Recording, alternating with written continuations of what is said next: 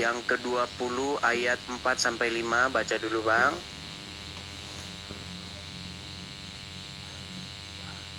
Oke. Coba dibaca. Ya, jangan membuat bagimu patung yang menyerupai apapun yang ada di langit dan di atas, atau yang ada di bumi dan di bawah, atau yang ada di dalam air di bawah bumi. 5. Jangan sujud menyembah kepadanya atau beribadah kepadanya, sebab aku Tuhan Allahmu adalah Allah yang cemburu, yang membalaskan kesalahan bapak kepada anak-anaknya, kepada keturunan yang ketiga dan seterusnya. Oke, coba sekarang baca Ulangan 5 pasal yang ke-8.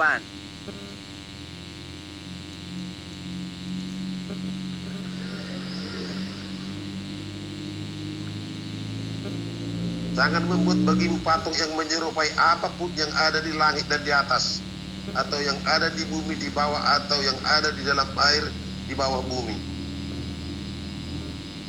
Terus, Ya, lanjut. itu ke-9. Jangan sujud menyembah kepadanya atau beribadah kepadanya. Sebab aku Tuhan Allahmu adalah Allah yang cemburu, yang membalas kesalahan kepada anak-anaknya dan kepada keturunan yang ketiga dan keempat dari orang-orang yang membenci aku. Dor. Nah, tuh. Gimana pendapat lain? Kan sudah jelas di situ dikatakan, jangan membuat bagimu patung yang menyerupai apapun.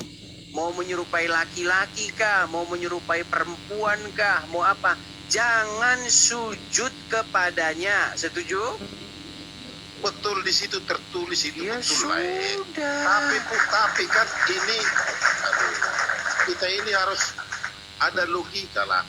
Dibikin kayak gitu, kecuali pohon-pohon itu yang kami disembah menurut yang tidak meyakini ini itu salah. Baik, Tapi kalau berarti masalah nggak apa-apa. patung Ini namanya itu proses. dibuat, Baik.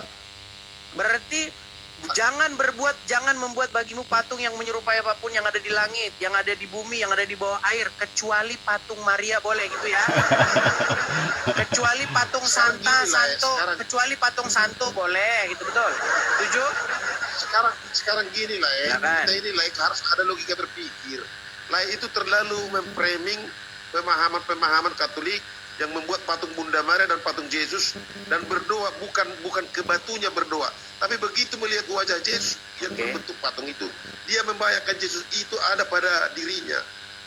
Itulah. Oke, berarti Yesus mengajarkan bikinlah patung saya dan berdoalah kepada patung saya itu gitu ya? Secara spesifik tidak diperintahkan begitu. Astaga, ya Tidak Tuhan, diperintahkan. Sekarang ini aja lah. ampunilah Kalau mereka memang ini. itu pendapat Baik. lain mengarahkan begitu, salib itu juga hilangkan lah.